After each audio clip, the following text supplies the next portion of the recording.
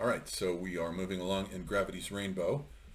We are on episode 3 of part 3. And now, this is a very important chapter, actually.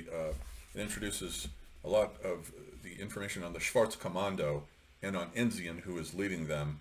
And we've already been introduced to Chicherin, and we've met Enzian, who threw Major Marvy off the top of the train to give them a day or two. It says here, because they know Marvy is after them, as is Chicherin after Enzian, and Enzian is after Chicherin. So a lot of animosity going on here. Now what Pynchon does here is that he forms, I'm going to use a word from Deleuze and Guattari, assemblage. He forms a number of assemblages here between his chapters. This chapter and the previous chapter form an assemblage because the previous chapter played around quite a bit with Germanic mythology, as we have seen with Slathrop in the tunnels at Middelwerk at Nordhausen. And here, what Pynchon will do is focus on the mythologies of the Herero then, as a contrast between the northern hemisphere and the southern hemisphere. The northern hemisphere is the realm of white men, the southern hemisphere is the realm of black men. But yet what we'll see as he does a kind of comparative mythological contrast between the mythologies of the north and the mythologies of the south, because for the Herero people, the north is the realm of the dead. That's where the dead go to, and it's also where the dead came from. The original tree, for them, the original tree of life, from which the first ancestor appeared in the north, and the tree is called Omumborumbanga, the Omumborumbanga tree, which appears first. It came originally in their mythology out of the north, and the first man just was born out of it somehow. Mukuru, who is the equivalent of Adam, he is the first man. And Pynchon, of course, wants you to contrast this in your mind with the cosmic world tree of Scandinavian, German mythology, which is Yggdrasil. And Yggdrasil, of course, was later compared to the tree of the cross that Christ is nailed on, because Wotan nailed himself for 9 days on the tree of Yggdrasil. And also the tree of the cross is pictured normally in Christian medieval symbolism. The cross is pictured growing out of the skull of Adam as the seed of it. And the cross is the tree, the second tree. The first tree is the one in the garden that grows up with him as the fruit on that tree, the fruit of immortal life. So it's the second tree from the two trees that were in the Garden of Eden. The one tree was the tree of the knowledge of good and evil, and the other tree was the knowledge of immortal life. And Adam and Eve ate of the fruit of the tree of pairs of opposites, good and evil, black, white, north, south. They ate of that tree, but they were denied the fruit of immortality from the second tree and were expelled before they could eat it. But that tree is provided by Christianity in the form of Christ hanging from the tree of the cross. He is the fruit. He is the one that we eat in the communion meal. So Pynchon wants you to think of all these associations as we go along here. And so it forms an assemblage with the previous chapter. It also, though, forms an assemblage with episode 14 of part 1, which was the chapter where we first met Katja Borgesius. And Pirate Prentice had just retrieved her from Holland. And it was in that chapter that we first met Weissmann, white man. We first met Weissmann, and he was musing on the opposition between his two lovers, the northern Germanic Nazi lover, Gottfried, who he was imagining in his mind as a kind of twin equivalent of the black southern hemispheric lover, Enzian, as so black and white in that sense. And then, of course, we know that Enzian is the half-brother of the Russian Chicherin. So we have north and south with Gottfried and Enzian, and we have west and east with Enzian once again and Chicherin. So it forms a kind of mandala with Enzian in two of those slots. And then so this material, these two chapters, are basically assemblages, episodes 14 and this one here, episode 3, are basically assemblages with chapter 9 of V, which was so important to go through V, because there, Weissmann first appeared there in that chapter, which was set in 1922 in South Africa, where the Germans had created a colony since the 1880s something. It created a colony in Southwest Africa where the Hereros are, And in 1904, there was a Herero uprising.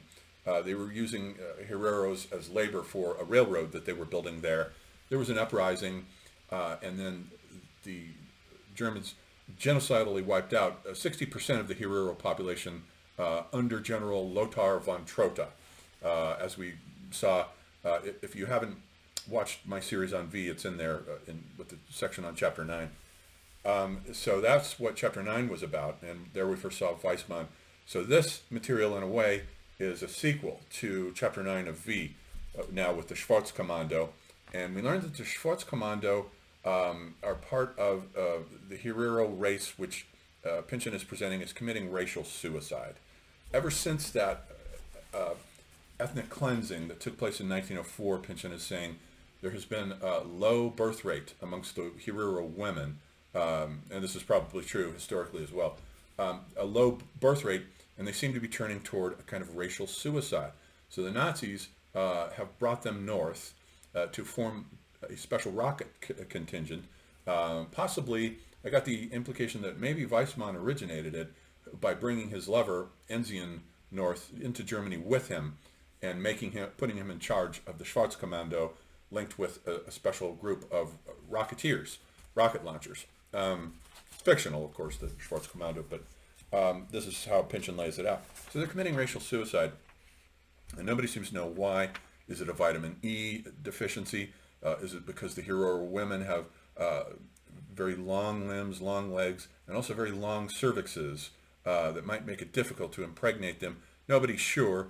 But what I think it is, of course, is Spengler's idea that he introduces in The Decline of the West, that there is such a thing amongst a people as a metaphysical turning toward death amongst an entire population. And this happens in the tail ends of dying societies when they start losing the will to live, and it spreads as a collective death wish. Then you start getting declining populations, as in the late days of the Roman Empire. The populations were thinning out and declining quite a bit. And Spengler says this happens at the tail ends of civilizations. The Herero are not a civilization, they are a tribe, but nonetheless, the same principle can probably be applied to them. A people can become collectively depressed and decide collectively to simply turn away from the world. And that is what I think is going on with the Herero, not vitamin E deficiency or the shapes of the cervixes in the women. It's a turning toward death. This people's spirit has been broken by the genocide that has been committed against them. That's Pynchon's point. And then he says they call themselves the empty ones, otu kungurua, the empty ones. The prefix otu means inanimate. It should really be oma kungurua. Oma means anything living, but they call themselves the otu kungurua, which means dead, inanimate. Empty, as in referring to their milk calabashes. They store milk from their cattle in their calabashes, and if the calabashes are empty, then they're otu. They are the empty ones. And this also, of course, is a double reference to the Kabbalistic idea of the klipoth, the shells, which are the shells that are left over from the breaking of the vessels, the Shevarat HaKalim, in the beginning of creation, when God's energy, the vessels that were made to hold God's emanations, could not hold them and shattered. And thus the earth is the broken one. It is made up of these shards, these empty shells, the klipoth. That the process of tikkun is the process of restoration of that original wholeness that the Jews are working on as a people, working toward. So he also wants you to think of that. So Enzian, and right off from the start, he says that they're living in the mountains around Nordhausen and the nearby town of Bleicherode, down in the mine shafts, almost like dwarves out of Germanic mythology. So it's an interesting hinge that he connects this with the previous chapter on Germanic mythology, that the Herero are like dwarves. Tolkien, of course, retains this tradition with his revival of Anglo-Saxon myth and Lord of the Rings. The dwarves are associated with mines. They live down in the depths, and they're smiths. So there's a bit of that here. Bleicherode, of course, means the white one. It is linked with an old German word for death, Blicker. It's linked with words like bleach, and of course has to do with bones, the skull, death, the white one. And so, once again, we have Pynchon's play here with these colors, the color symbolism of North and South, where because the Herero equate the realm of the North with death, it becomes equated with the realm of white, the white men. Captain Weissmann is the white man whose codename Blessero is the name of the German god of the dead. Blessero, which of course once again is linked with bleach. Der Bleicher, the white one. Blecher, the old German word for death, which later becomes displaced by Tod. And then, so the north is death. And interestingly, when the Herero saw the white settlers first coming from the direction of the north, they plugged them into their myth of the ones who will come from the realm of the dead. They are the dead ones. The north is the realm of death, but also the realm of the ancestors. And so they saw them as representing beings from the realm of the dead, which spooked them. And it's very similar to the situation that happened with the Aztecs. In their mythology, they had a mythological system about the white one, the Quetzalcoatl. And when the white men came under Cortez, they plugged them into that myth. And in both cases, in doing so, it weakened the cultural immune systems of both peoples and made them receptive for genocide. Interesting how myth can sometimes lead a people astray. Normally it doesn't. Normally it builds and creates civilization, life, society, and culture, and makes everything a priori possible in the first place. But these are examples of cases where myths, local myths, led the Aboriginal peoples astray.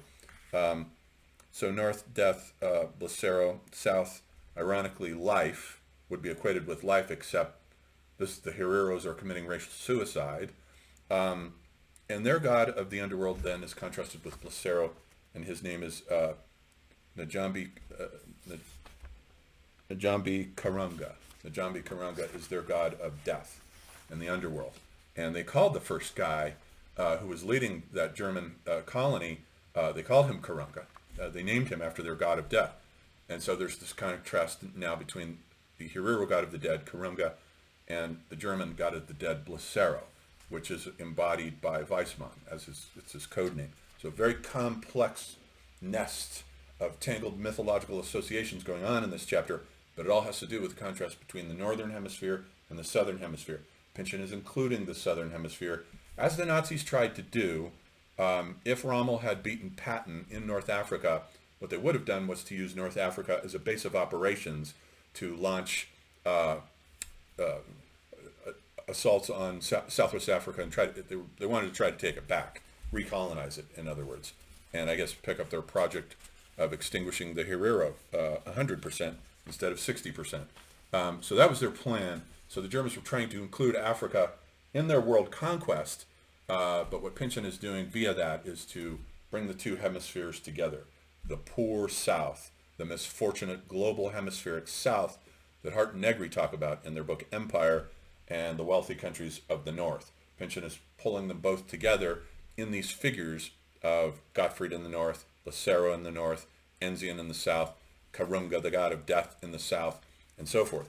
So he's trying to sort of include everything here. So he and his companion Enzian are talking. They're living in these mine shafts in and around Nordhausen, and they're talking about, his friend is Joseph Ambindi. Ambindi means the wild pig. Pynchon really has a thing for pigs. I don't know what it is. The pig's an underworld animal too, like the owl that we talked about last time, except the owl is linked with wisdom and guidance. The pig with just blind gluttony, lust, stupidity. And so they're talking about all these different deviant sex practices in relation to why it is that their people are now the empty ones, why they're emptying out. The wombs, the vessels also refer to the wombs of their women that are empty. Those are empty as well as the calabashes. So he's talking with this guy for a bit.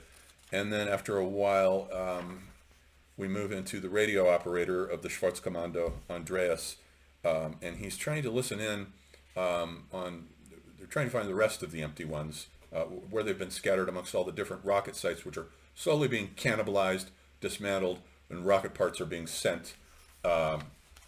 Operation Paperclip, I think it was, where they're sending V-2 rockets to White Sands, New Mexico, out here where I'm at, actually. And there's trouble in Hamburg, Andreas is telling Enzian. Now, Hamburg has been firebombed, remember, 2 years earlier in 1943. This is 45. And they're listening in. They can't really make it out, but Enzian needs to go there. it's a conversation between Hamburg and Hanover, and Enzian needs to go there. And they're talking about how they know even they know where Slothrop is at, that he's with Chicherine's girl, and Enzian is worried about Chicherine, and the radio operator tells him, don't worry about it. But Enzian has it in for him just as Chicherine has it in for him. And we don't know why yet, if we'll ever know why. I can't remember. And so he's worried about it, and the guy tells him, don't worry about it, even though at some point the Russians are going to come in, and Chicherine is Russian, the Russians are going to come in and take over Nordhausen. It's going to fall in their zone, and they're worried about this. So that's then episode 3, Pynchon introducing us to the world of the Schwarzkommando. And we'll leave it there for that video.